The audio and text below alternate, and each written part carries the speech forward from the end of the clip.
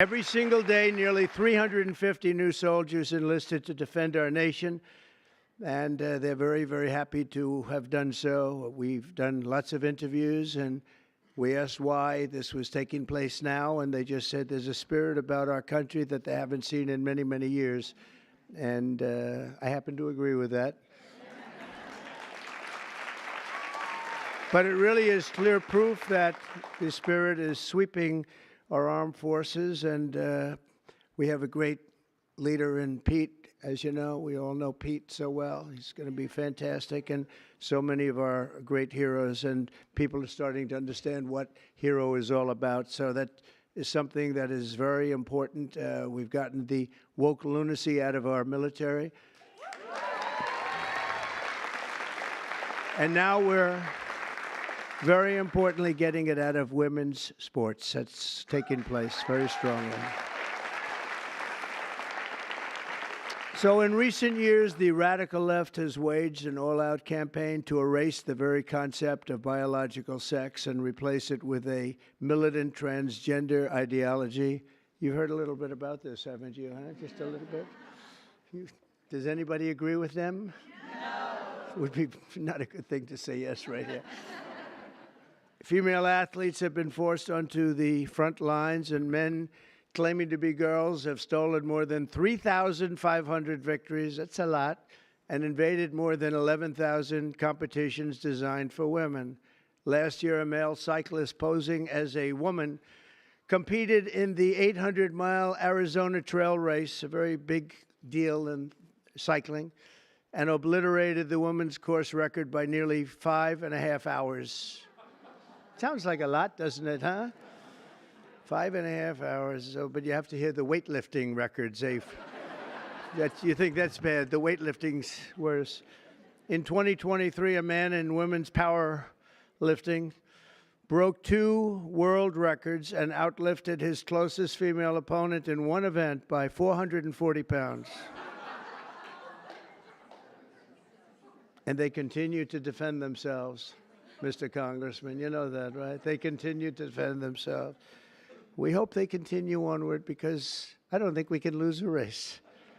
This was one of the big reasons that we all won, and it's one of the big reasons that we had a record, a landslide like they haven't seen before, very often anyway.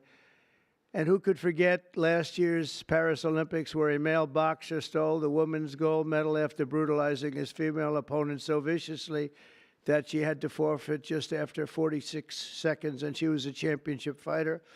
And actually, they had 2 women or 2 people that transitioned, and both of them won gold medals, and they won them very convincingly. But all of that ends today because with this executive order, the war on women's sports is over.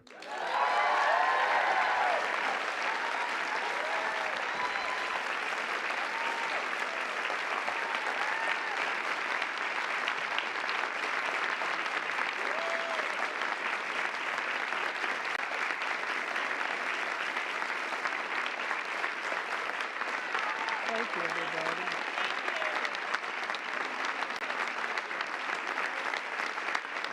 Great.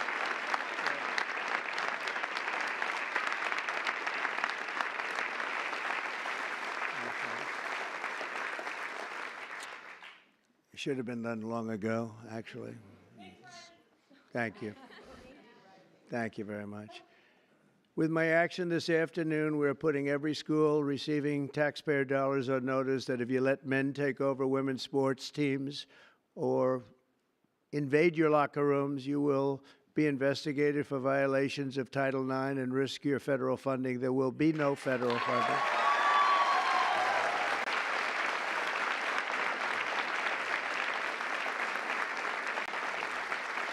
So this will effectively end the attack on female athletes at public K-12 schools and virtually all U.S. colleges and universities. I don't think we've missed anything, but if we do, we'll make it up very quickly with an order, and I don't think we will at all. I want to, before we go on, I want to thank so many people that have worked so hard in the political establishment, and they're before me largely, and I think I'm going to miss a few. It always happens when you do this, but it's just one of those things. But we have many senators here, many governors here. many state attorneys generals here. They're all over the place, actually. I see. Some of them went after me, but they failed.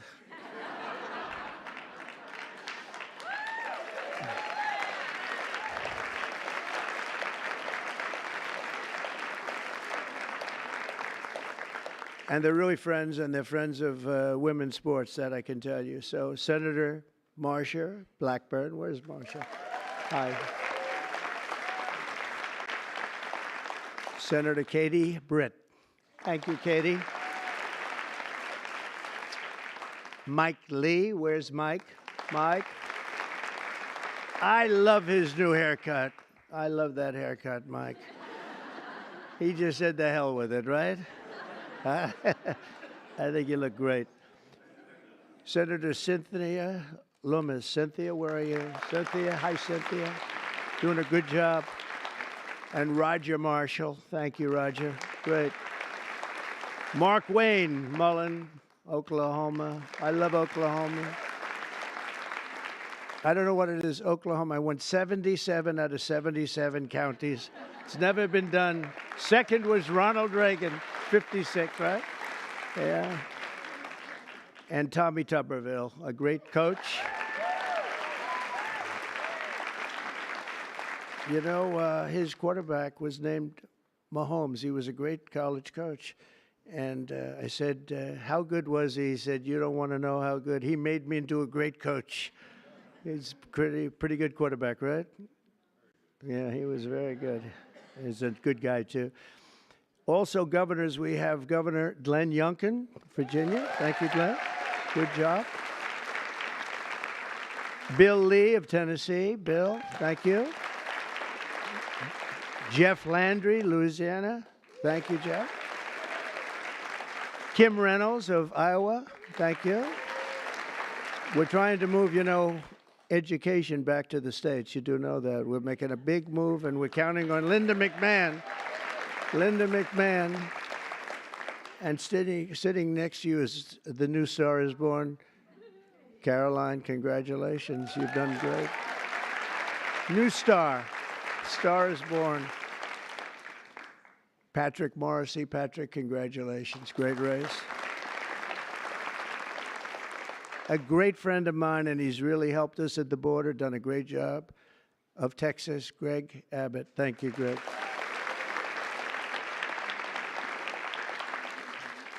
Jim Pillen, where are you? Jim, very good. Very good. Are you feeling good? He had a bad fall. You doing all right, huh? Good. You look great. Brad Little. Brad, thank you, Brad. Good job. Good job. Do you like education going back to your state? You'll make it top, right?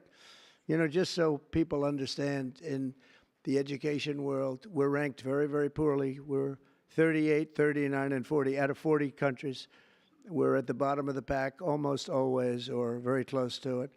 That just came out. We're 40 out of 40. And if we move it back to the states, I will guarantee you that if you take Idaho, you take Iowa, you take almost any of the states that I'm looking at right now, they'll be as good as Norway. You have Sweden, you have Denmark. I must say you have China that's very high in the pack, which is no longer, we can say it has to be a small area. China is very big, but they do a very good job. But we'll have at least 35 of our states that will be as good or better than any of those countries, and we have to get it done. Attorney General Steve Marshall. Steve, thank you very much. Steve, wherever you may be. General Tim Griffin. Thank you. Thank you. A person who was so wonderful. Brenna Bird, where are you? Brenna Bird. Thank you.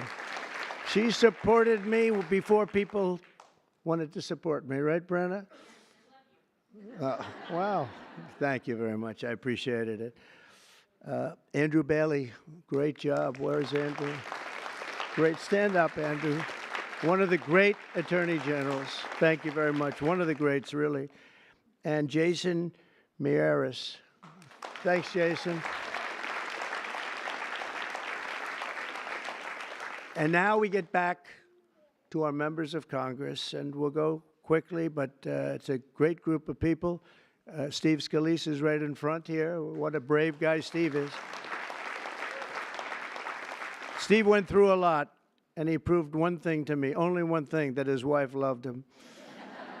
His wife loves him because I went to the hospital that night, and he was not given even a shot, right, Mike? And I was with him, and I was with his wife, and she was devastated. She was really devastated. And I've been to, similar situations, not quite as bad, but the wives were not so devastated. And I can tell you that great wife of yours loves you. So anyway, and what you've done is incredible. The way you've come back, it's you look better now than you did before it happened. But nobody wants to go through that. Yeah, it's amazing. Tom Emmer doing a fantastic job. Thank you, Tom. Great job. Lisa McLean. Lisa. Hi, Lisa. Hi. Good job. Virginia Fox. Hi, Virginia. Tim Wahlberg, Michigan. Tim, great. Jason Smith, great man on taxes. Great man on how are the taxes doing? Okay. We're going to get good things passed, I hope, right? Juan Ciscomaris, Arizona. Where are you, Juan? Hello, Juan. Stand up, Juan. You look so good. You always look good. Kevin Kiley. Kevin, wherever you may be. What happened? How come he had no applause? Lauren Boebert. Lauren Boebert. Very much a leader in this. Thank you, Lauren. Kat Kamek, Florida. Thank you, Kat. Byron Donalds. He's doing good. Byron's doing good. Where is he? You're doing good, Byron. Laurel Lee. Thank you, Laurel. Thank you. Great job. Anna Paulina Luna. Thank you. Thank you, Anna. Greg Stubbe hit a home run wearing a Trump cap. The only one to hit a home run out of the park during your crazy baseball game, right? I think I will come. I think I'll come. If you're playing, I'll come. Somebody that's very shy. This is a very shy person, and but she's trying to break out of it. Marjorie Taylor Greene.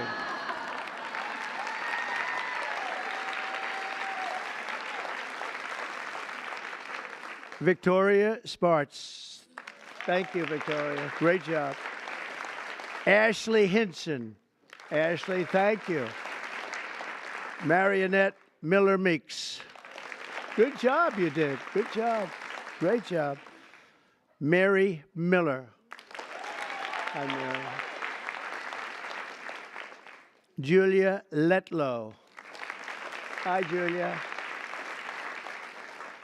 Claudia Tenney from New York. Claudia. Hi, Claudia. Hi. Great job.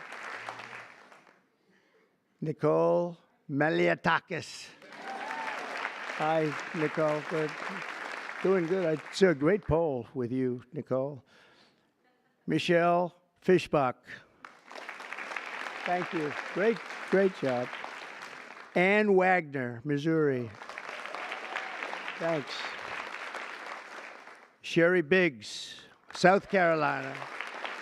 Thanks, Sherry. Great job. Nancy Mace. Where's Nancy? Here's something. Oh, are you a believer in what we're doing, Nancy? Nancy takes it on right from the start, right? Would you like to say something? Would you like to say we're doing the right thing? Good. Good. Thank you very much. Thank you, Nancy. Stephanie Bice, Oklahoma. Thanks, Stephanie. Diana Harshbarger. Thanks, Diana. Good job. Tim Burchett. Tim, I watched you on television the other day. You were unbelievable. You ripped that guy apart. Man, that poor guy, he started getting a little fresh with Tim, and Tim just ripped him apart. That was beautiful. I actually left a message. That's good. Great job, Tim. That was great. Monica de la Cruz. Monica. Great. Ronnie Jackson. Ronnie. Dr. Ronnie. He's a doctor, a great admiral, and a great congressman, right? Pretty good. He has his choice. What do you like doing best, Ronnie? I like being your doctor best. Who is the healthiest patient you ever had? You know why I liked him? The fake news asked, so doctor, he had Obama, Bush, and Trump in the White House. He was the White House doctor. And they asked him, who's the healthiest of the three? He said, it's not close. It's Donald Trump. And from that moment, I love this guy. Right? Thank you, Ronnie. Wesley Hunt from Texas. Hi, Wesley. Beth Van Dyne. Beth from Texas. Thanks, Beth.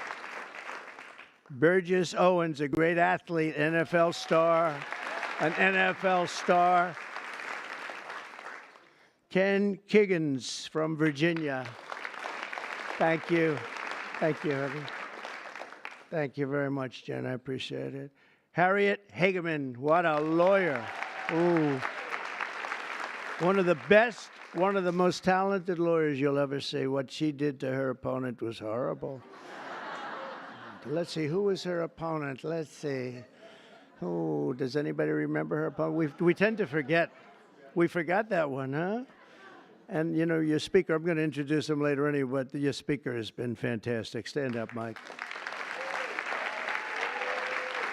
He's great. What a good man. A really good man. Also, some friends of ours, Sage Steele, has been very strong on the issue. Sage, thank you. Thank you very much. Oh, okay. Thank you. Thank you. Great job. Tiffany Justice, Tina Deskovich, founders of Moms for Liberty, and they honored me, and it was a great honor. And thank you very much, both of you. Thank you. Heather Higgins, Andy Botner, Victoria Coley from Independent Women's Forum. It's a fantastic group of people that fought very hard on this issue. I think everybody in this room really fought very hard on this issue. Thank you, sir. Kim Fletcher. You know Kim?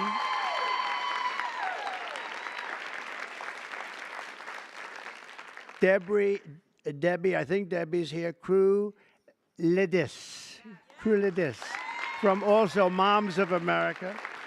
And Penny Lance, of course, CEO of the Concerned Women for America. That is a lot of people. Thank you very much, Penny. Good job you do. That's a lot of people. Can I give here? Why don't you hold that? You sell it tonight. So, just to finish up, I'm directing the Secretary of State, Marco Rubio, who, by the way, is doing a fantastic job.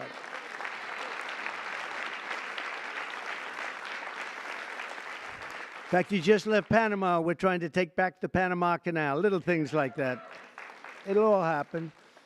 But Marco is going to make clear to the International Olympic Committees there, and he's going to make it as clear as anybody can make it, that America categorically rejects transgender lunacy. We want them to change everything having to do with the Olympics and having to do with this absolutely ridiculous subject that we even have to talk about this subject. If you went back 10 years or 15 years and you would move forward and listen to this, you'd say, what the hell are they talking about? This is impossible. But you have people out there, Democrats, that are still totally in favor. They can't win the argument. They can't win a debate. They look like fools, and they continue to go on. And it's okay, because as long as they do this and open borders and all of the other things they talk about, transgender everything, all they want to do is transgender and men playing in women's sports and all of these crazy things. And if they continue, I think we're going to end up ultimately, it's not going to matter because we're never going to go along with them and we're just going to keep winning elections, right, Mike?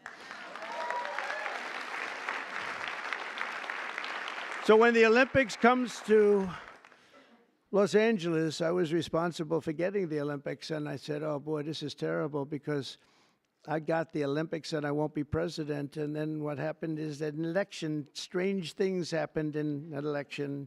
So I missed 4 years, and now I have the Olympics. It was sort of circuitous. It was a circuitous situation. And we also have the World Cup coming, which is going to be fantastic. And we have, as you know, very importantly, 250 years coming. That's a big one next year, so that's a very big one. But in Los Angeles in 2028, my administration will not stand by and watch men beat and batter female athletes, and we're just not going to let it happen, and it's going to end, and it's ending right now, and nobody's going to be able to do a damn thing about it because when I speak, we speak with authority. And for the same reason, just to make sure, I'm also directing our Secretary of Homeland Security, Kristi Noem, who's also doing she's out there with you, Greg, a fantastic job. She's unbelievable. I was watching her riding yesterday on a horse. She was as good as anybody. She's very good. To deny any and all visa applications made by men attempting to fraudulently enter the United States while identifying themselves as women athletes, try and get into the games maybe where they are unable to get into the games. We're honored to be joined today by many incredible advocates for women's sports, including the brave swimmer at the forefront of this battle. And Riley Gaines is a person that I've been watching.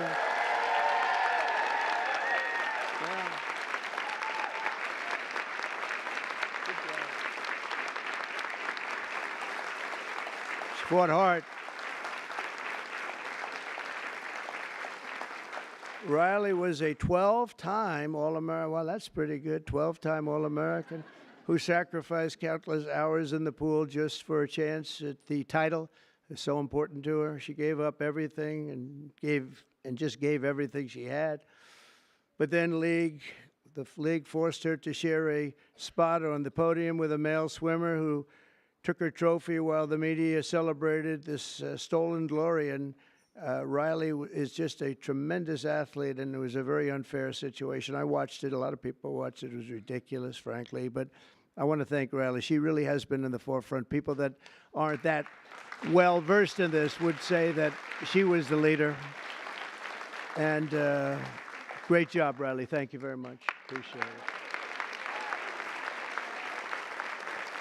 And also with us is another great champion for women, Peyton McNabb. In high school, Peyton was a rock star athlete. Where is Peyton? Where is Peyton? Oh, I like Peyton. Nice to see you. Good job.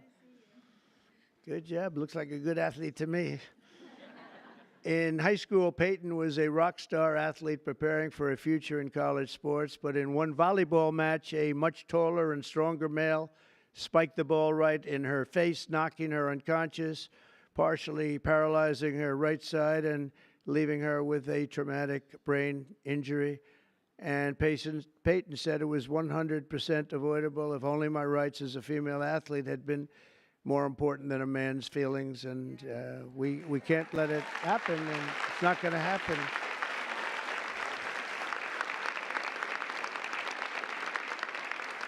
Not going to happen anymore, Peyton. It's not going to happen. Are you okay? Are you good? I'm doing a lot better. Good. That's good. Thank you. We're also pleased to be joined by many incredible leaders on this issue. And as I mentioned before, Speaker Mike Johnson, and he has been so strong on this issue because he's a man of common sense. I mean, it really is. It's common sense more than anything else. So, Mike, thank you. Great job. Great job in everything.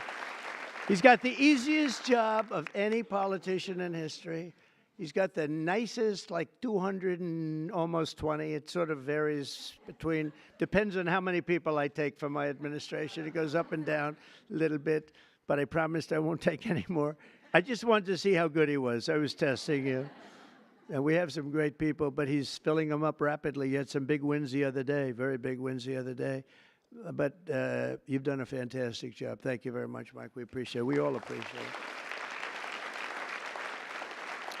And also the dozens of members of the House and Senate and governors that attorney generals, so many people, and the people outside that can't even get in. This room is packed. And, I offered to build a ballroom. I'm very good at building ballrooms. I build beautiful ballrooms. And I actually offered to build a ballroom for the White House. I was going to build it right there. This was going to be the reception room. And then I was going to build a beautiful, beautiful ballroom like I have at Mar-a-Lago, as beautiful as it can be. It was going to cost about $100 million. I offered to do it, and I never heard back.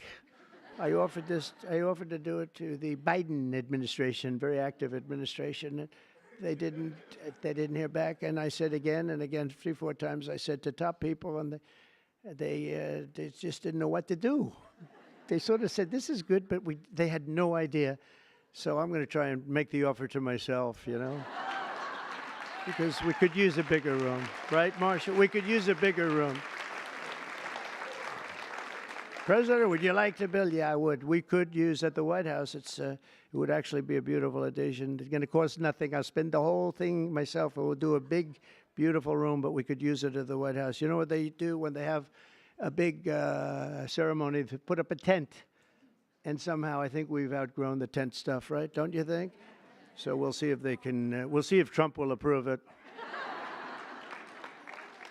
But the actions we're taking today are the latest in a sweeping effort to reclaim our culture and our laws from the radical left crusade against biological reality. On day one, I made it official, and I'm making it official policy of the United States government that there is, two genders. We have two genders. What might they be? Man and woman, right? Male and female. Male and female. Can't think of too many others, but it's pretty amazing. I rescinded federal funds and this is so important, to any program that promotes transgender ideology using taxpayer dollars. We're not going to do it. We're not going to do it. And last week, I effectively banned the chemical castration and surgical mutilation of minor children.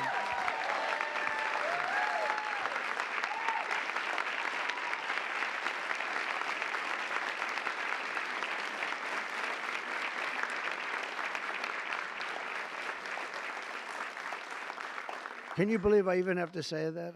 I banned governor. I banned. It's just like, who would ever think we have to even say that? Last week, I banned. Every day, we're ending the extremism of the last 4 years. We have other things that are just as ridiculous, not having to do with the subject, but just as ridiculous. Open borders where people are allowed to pour in from all over the world, from jails and prisons and mental institutions and insane asylums, people that are very sick, people that are very evil, killers, murderers. Many of them murdered more than one person. And we have to justify the fact that we're moving them out. We are moving them out in tremendous numbers. Tom Homan and Christie are doing a fantastic job, and the governor and other governors too. But that we have to even fight for this stuff is just incredible. And the media doesn't want to talk about it because it's nothing they can talk about. It's just they just don't want to really talk very much about it. Serious problem, but we're doing a great job, and the people understand, and that's why we won in a landslide. They made it easy, and at some point, we have to hope they do come around, because we can never let this happen again. What's happened to our country, we can never let this happen again. So we are restoring sanity and common sense, very simply, to our government. We're defending the rights and safety and pride of the American people, including our great, great, great female athletes. What athletes you are, too, I tell you.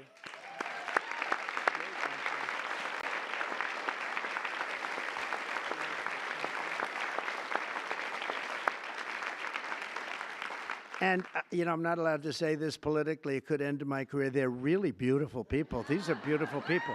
But like everything else, it's a little bit different today. You're not allowed to say that, because if you call a woman or a girl beautiful, that's the end of your career. But let's take a chance on it, Mike. Let's take a chance. So I want to thank everybody for being here. It's fantastic. And this is sort of a big, big day. It shouldn't have even been necessary to take place. This started a long time ago, and we ended it today. And I'm going to sign the executive order right now, and everything I said will go into effect immediately, okay? Thank you.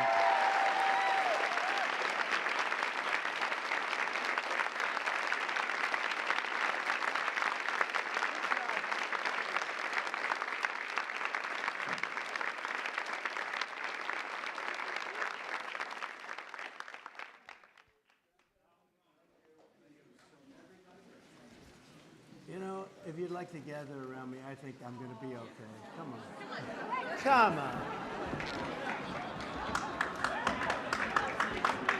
Hello. Secret Service is worried about them? If we have to worry about them, we have big problems. Okay, do you want to do this? Watch what I do, and then I'm going to give you some pens, okay? You ready? What a nice picture this is, huh, Governor? You ready? We'll do a good job. Wait, let me press that. I want to make this a really good signature because this is a big one, right?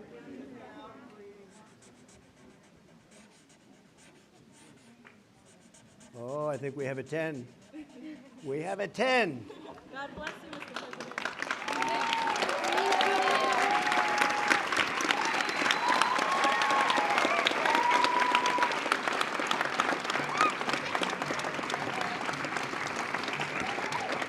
Pretty good, huh? I see that. Okay? Good. Now you're going to go out and win those events, right? Good. Nice to see you all. Nice to see you. Great going, everybody. Nice to see you. Nice to see you. Thank you, kids. Here, take a pen. Thank you.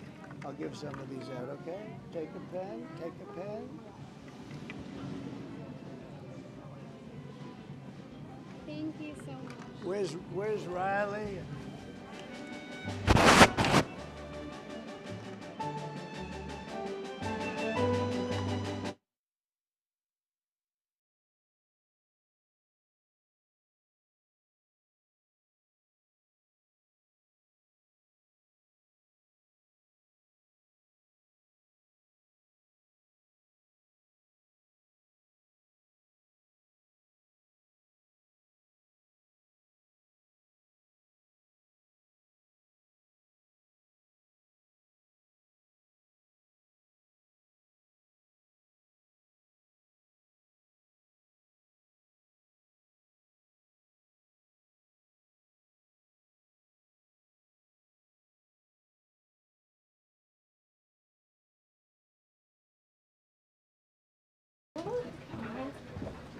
Good afternoon, everybody. Good to see you all.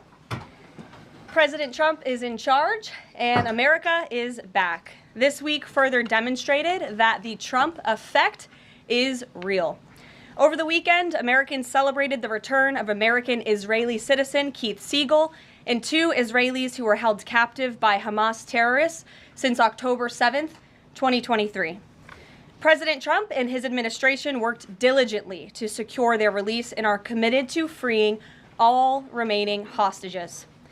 Yesterday, as you all know, President Trump held his first foreign meeting at the White House with Israeli Prime Minister Benjamin Netanyahu. And as the president said, the bonds of friendship and affection between the American and Israeli people have endured for generations and are absolutely unbreakable. The president is committed to eliminating Hamas and securing a lasting peace for the entire region. The historic proposal for the United States to take over Gaza, announced by President Trump last night, underscores this commitment. Insanity is doing the same thing over and over again and expecting different results.